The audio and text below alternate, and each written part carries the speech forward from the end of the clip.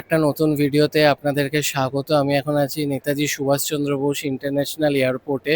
তো আজকে আমরা যাচ্ছি কাশ্মীর। তো আজকে থেকে শুরু হবে কাশ্মীরের ব্লগ। তো আমাদের আজকে ফ্লাইট হচ্ছে 11টা 35-এ। তো আমি এখন এয়ারপোর্টের ভেতরে ঢুকে গেছি, সোজা যাব, বোর্ডিং পাস নেব, তারপরে বাকিটা কন্টিনিউ করছি। ফাইনালি কাশ্মীরের বোর্ডিং পাস হাতে চলে এসছে। এবার যাব সিকিউরিটি চেকিংয়ের জন্য। এটা হচ্ছে আবার একটু ঝামেলার জিনিস, তো এটা করে তারপরে কন্টিনিউ করছি। Security check in complete. মোটামুটি এখন বাজে 9টা। তো প্রায় আমাদের হাতে এখন 2.5 ঘন্টা টাইম রয়েছে। তো আমাদের গেট নাম্বার হচ্ছে 104। তো এবার যাব গেটের দিকে।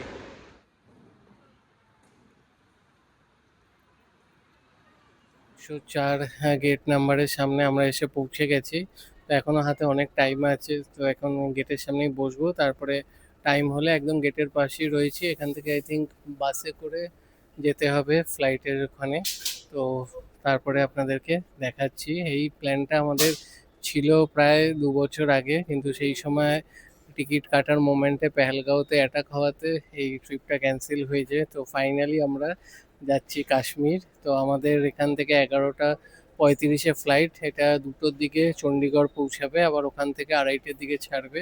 তো 4টের মধ্যে এটা আবার শ্রীনগর পৌঁছাবে। তো সব কিছু আপডেট দিতে থাকবো, আপনারা দেখতে থাকুন। খুব এক্সাইটেড আমরা, অনেকদিন বাদে আমাদের আশা পূরণ হতে চলেছে। আমরা কাশ্মীরে রওনা দিচ্ছি, আপনাদের সঙ্গেও শেয়ার করলাম আনন্দটা।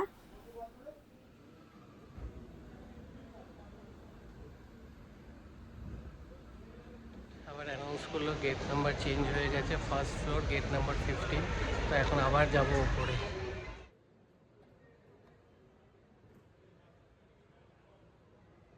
ফাইনালি ফ্লাইটে ওঠার পালা।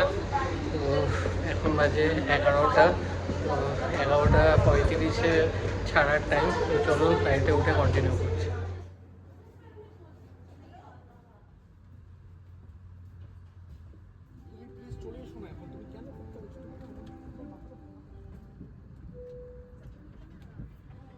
সিটে বসে পড়েছি। আমাদের ফার্স্ট স্টপ আছে চণ্ডীগড়। ওখানে জাস্ট কিছু লোক নেমে যাবে, তারপরে সোজা চলে যাবে শ্রীনগর।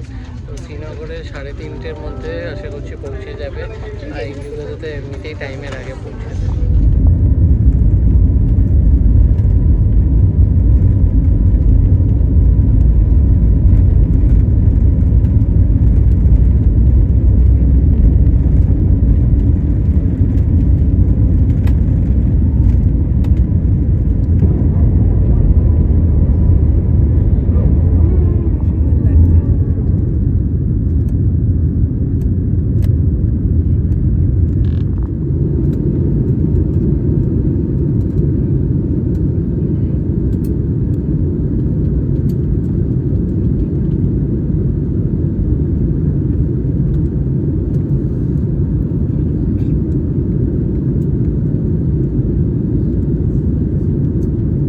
এসে পৌঁছালাম চণ্ডীগড় এয়ারপোর্টে। তো এটা ডিফেন্স এয়ারপোর্ট, বাইরে ভিডিও করা যাবে না। এখন বাজে 2টো। তো এখান থেকে আবার 2:30-এর সময় ছাড়বে শ্রীনগরের জন্য এই সেম ফ্লাইটটাই।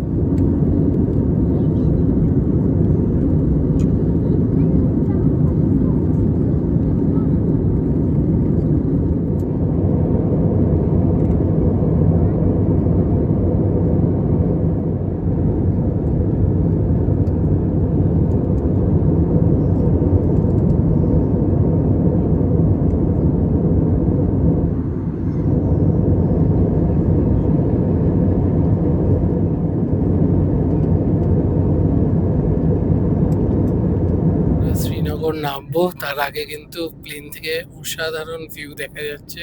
পুরো বরফ। আর মানে সবাই এখানে প্লেন থেকে ভিডিও করা শুরু করে দিয়েছে। জাস্ট স্বর্গ পুরো।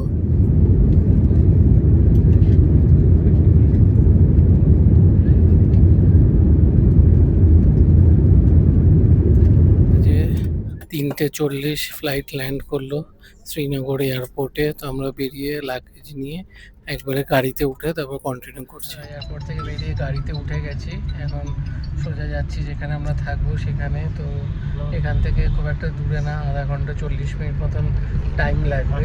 তো চলুন গিয়ে আপনাদের বাকি সব কিছু আপডেট দিচ্ছি, কেমন কি প্রাইস পড়েছে টিকিটের, তাছাড়াও কিছু আপনাদের মানে গাইডেন্স বা এক্সপিরিয়েন্স শেয়ার করবো, যেগুলো আপনারাও এখানে আসলে সেগুলো মাথায় রাখবেন। তো চলুন কন্টিনিউ। এখানে বাজে 4:30। তো ভালোই কিন্তু রোদের তাপ, মানে কালকে বা পরশু আমরা যখন দিনের বেলা বেরোবো তো মানে ভালোই গরম লাগবে। তো যখন গাড়ি চলছে একটা হালকা হাওয়া দিচ্ছে, নাহলে বেশ ভালোই রোদের তাপ রয়েছে।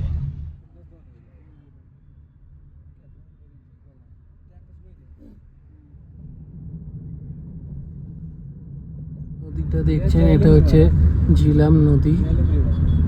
দেখতে পাচ্ছেন এটা হচ্ছে হিস্টোরিক্যাল জামা মসজিদ। এটা এখানকার সব থেকে বড় মসজিদ, এটা শাহজাহান বানিয়েছিল। कल तो बहुत भीड़ होगा ना।